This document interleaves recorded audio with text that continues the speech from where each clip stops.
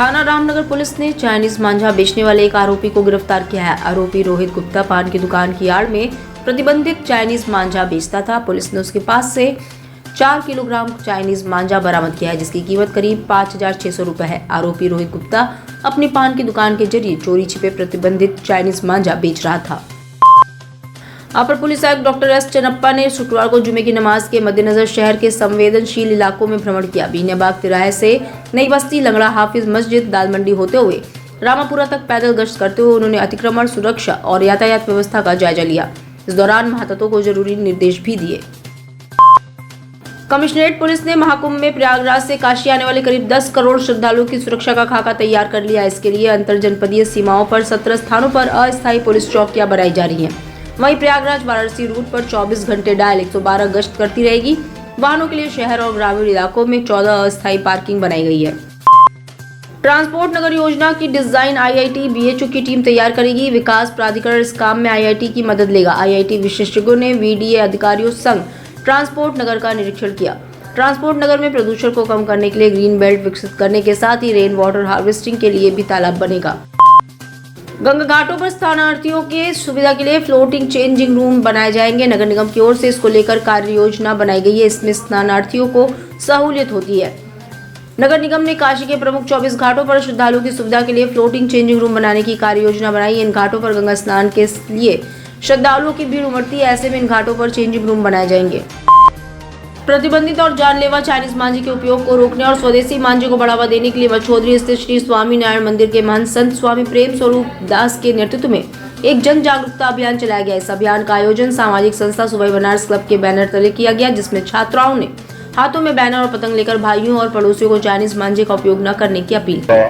वहाँ पर बच्चों के बीच में जागरूकता किया गया है, जिसमें सबसे आजकल ज्वलंत मुद्दा हो गया है कि चाइनीज मांझा, क्योंकि रोज पूरे साल में तो लोग कम यूज करते हैं, लेकिन मकर संक्रांति जब नज़दीक आ जाता है दिसंबर जनवरी में, तो इसका उपयोग जो है जाने अनजाने में लोग करते हैं। तो सर्वप्रथम हम कहना चाहेंगे कि जो जहाँ पे चाइनीज मांझा का बिक्री हो रहा है वहीं पे प्रशासन और अधिकारी लोग उसका जो है वहीं पे रोक लगाएं, वहीं पे उसको जब्त करने का कोशिश करें। और उसके साथ साथ जो उपयोग में बच्चे लेते हैं या जो गार्जियन खरीदते हैं उनको भी जागरूक होना होगा कि ये काफ़ी खतरनाक है। पशु पक्षी का भी जान चला जा रहा है। आदमी लोग का जैसे जा रहे हैं उनका गला कट जाता है, सांस की नली कट जाती है और समय से अस्पताल नहीं पहुंचते तो दम तोड़ देते हैं। तो ये इतना खतरनाक है कि अगर समय से लोग नहीं पहुंचते हैं अपने जो है अस्पताल, तो उनका जान भी चला जाता है। तो इस तरह से हम सभी से लोग बच्चों से बताएं कि अपने पास पड़ोस घर में बताएं कि चाइनीज मांझे का उपयोग मकर संक्रांति के पहले या बाद में न करें और देसी मांझे से ही अपने इस पर्व को मनाएं। और इसके साथ साथ हम उनको जो है मकर संक्रांति के कोशिश भी करते हैं कि कदापि चाइनीज मांझे का प्रयोग न करें। डॉक्टर साहब, आपकी सब्री ये क्यों नहीं बनती? नहीं, रोज हम लोग देखते हैं कि जब्त होता है और सब रोक तो है ही है, पूरा इसके लिए रोक प्रशासन ने लगाया है।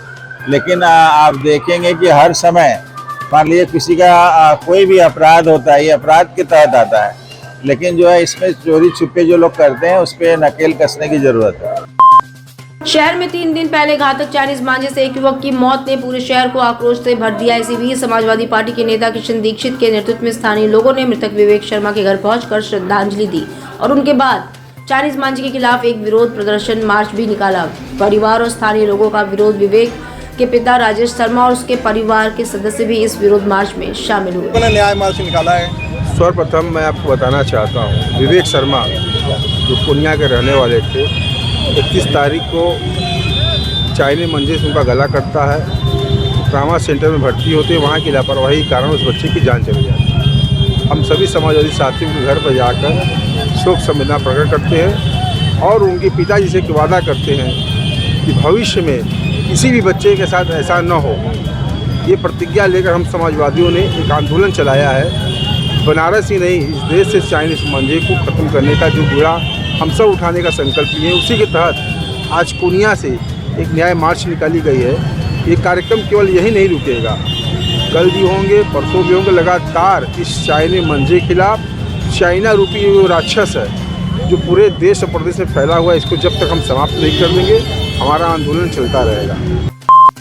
महाकुंभ के मद्देनजर अस्सी घाट स्थित सुबह बनारस मंच पर पुलिस और नगर निगम अधिकारियों ने नाविक समाज के साथ बैठक आयोजित की। इस बैठक में पर्यटकों की सुरक्षा, किराया विवाद, गंगा में प्रदूषण नियंत्रण और नाव संचालन के मानकों पर चर्चा की गई।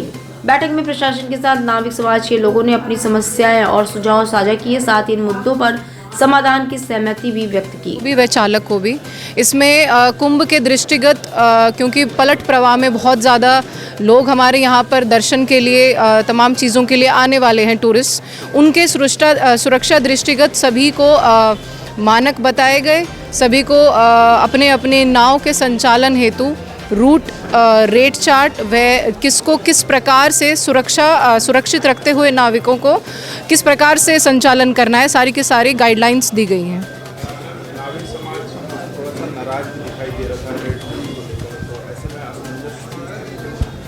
जैसा कि हमने अभी नाविक समाज से बात करी, जो भी हमारे जिलाधिकारी महोदय द्वारा रेट लिस्ट निर्धारित है 2023 की, सभी मांझी समाज ने उस चीज़ को एक्सेप्ट किया है और इनफैक्ट ये बात कही है कि ज़्यादातर चीज़ों में जो रेट लिस्ट निर्धारित है उससे कम में ही लोग लेकर जाते हैं।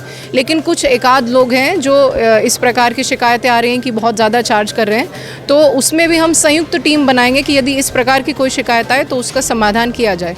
लेकिन रेट लिस्ट पर सभी अग्री कर रहे हैं, सभी नाविक।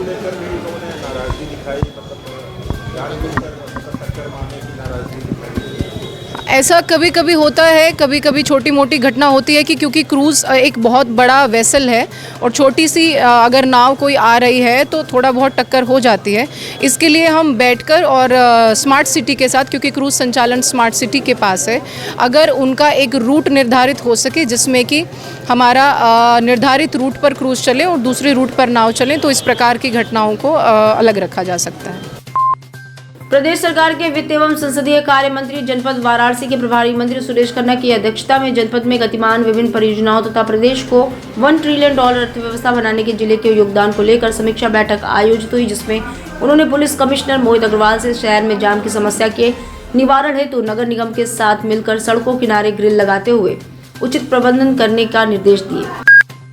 बेलूपुर क्षेत्र के रविंद्रपुर स्थित जवाहर नगर कॉलोनी में नगर विकास मंत्री सुरेश खन्ना और स्थानीय विधायक नीलकंठ तिवारी ने जन सुनवाई के दौरान लोगों की समस्याएं सुनी।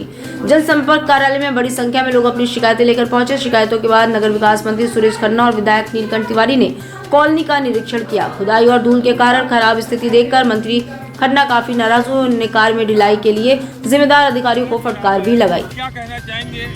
देखिए, विशेष रूप से बता दिया गया है, जल निगम के अधीक्षक अभियंता आपके सामने हैं, उनको मैंने बता दिया कि इसके केस की इम्पोर्टेंस को देखते हुए 24 घंटे 3 शिफ्टों में काम हो, तभी ये कम से कम समय में पूरा हो सकता है। ये काम कब तक पूरी होने की उम्मीद है? 3 साल हो गए, अभी तक कुछ नहीं हो पाया मंत्री जी। 3 साल हो गए इसमें।